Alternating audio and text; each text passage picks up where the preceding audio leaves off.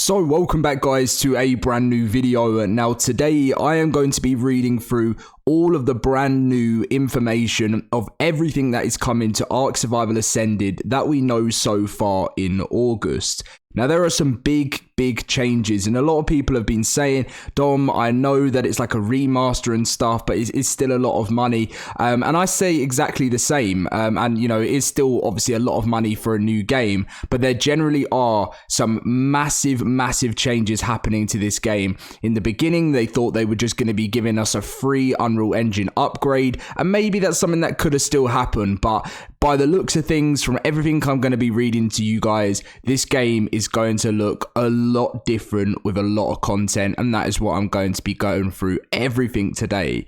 Now, if you guys do enjoy today's video, as always, smash that like button, subscribe if you're new to the channel, as it really does support me. Thank you so much for everything. I'm so excited building up to the launch of this game. Can't wait to be bringing you some new content on that, because obviously it's been a little bit quiet within the whole, coming to the end of the first game. So ARK Survival Ascended will feature the following improvements and enhancements. So I'm literally just going to read through lists of everything that is coming. So obviously Unreal Engine 5 overhaul with Nanite, Lumen and RTXDI, dynamic water, interactive foliage, Unreal Engine 5 performance gains, instance rendering, for large bases and stuff, threaded server networking and native physics engine, cross-platform multiplayer. This includes cross-platform accounts and cross-progression, cross-voice chat and friends. No matter what platform you are playing on, you can still access your account, character, dinos, items on a different platform for the ultimate cross-platform experience. Obviously, cross-platform modding. So we recognize the power of giving players the tools and compatibility to define their survival experience. So we want to take cross-platform one step further by working with Overwolf to introduce an industry first cross-platform modding experience where mods created on PC are delivered directly to end users on console from a custom modding back end.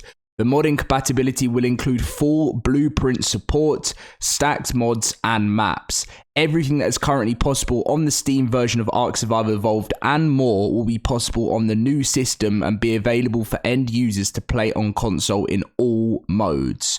Now, the premium mods, this is something we were talking about. They'll be reviewed by Overwolf and Wildcard for quality control and value.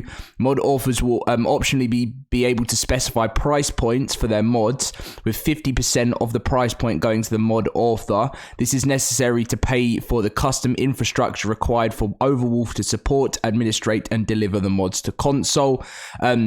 So it's actually the mod authors are going to be the ones that put the price, which kind of makes me feel a little bit safer. I trust the mod authors. We plan on streamlining the process of the upgrading legacy ARK Survival Evolved mods to the next generation platform. We plan to reach out to current/former sponsored modders in preparation for the launch of ASA with the tools they need to get their mods ready before launch. Cross-platform anti-cheat.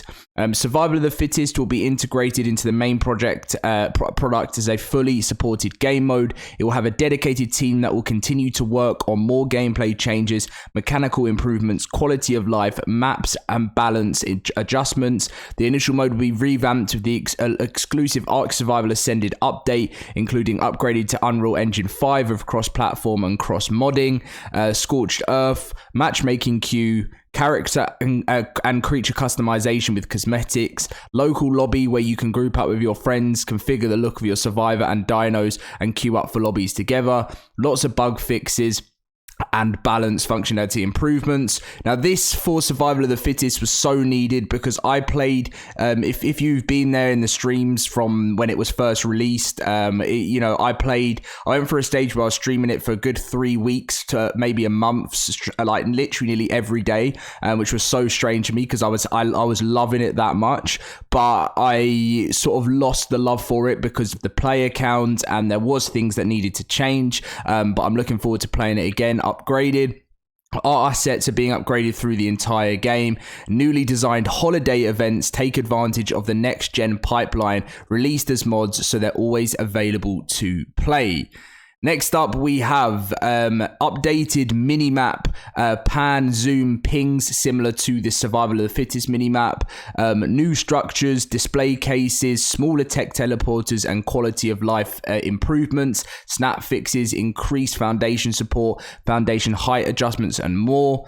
Queuing system, new third-person camera with the option to opt out, directional sprinting and walking, the ping system, gamepad cursor, chibi slot and skins tab, and balance passes, e.g. cave entrances, mechs, aberration creatures, more breedable creatures, and more. Seriously, a lot more. And they said that obviously they're going to get more into it between now and launch.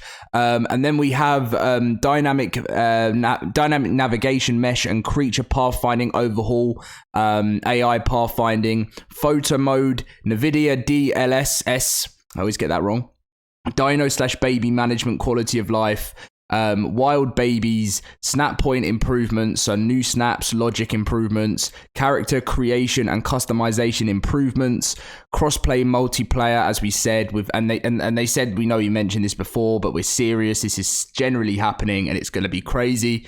And then this is how it's going to work in map, and how all the maps are going to happen. So the island will be released at launch, and so will Scorched Earth with the new creature, the Phasiala Sutrus. And then Survival of the Fittest will have both those maps. And then Aberration will be released Q4 2023.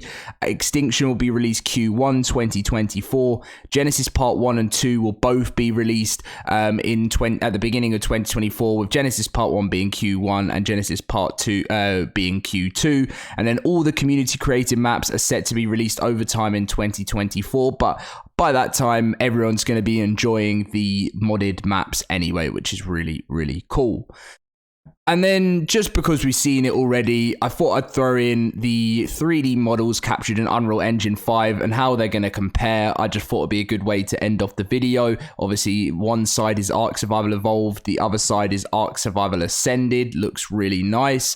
And then we have the tree, the famous tree. Thanks, Wildcard, for showing a tree, but it generally obviously looks, a big upgrade in Unreal Engine 5.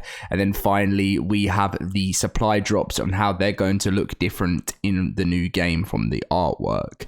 So big things are happening. I'm generally looking forward to trying all of this new stuff. I think it's going to be a lot of fun. We're coming to the end of May now, moving into June. June is the final big content updates for ARK Survival Evolved. So you'll see a mixture of content. You'll see a lot on, the new creatures and the new Sky Giga, sort of a little goodbye to ARK Survival Evolved. So I'll be dedicating a lot of time to Survival Evolved in June, and then moving into July and August is when we're going to be focusing a lot on the new game. So thank you very much for watching, guys. If you did enjoy, smash that like button, subscribe if you're new to the channel, and I'll see you guys in my next video very soon.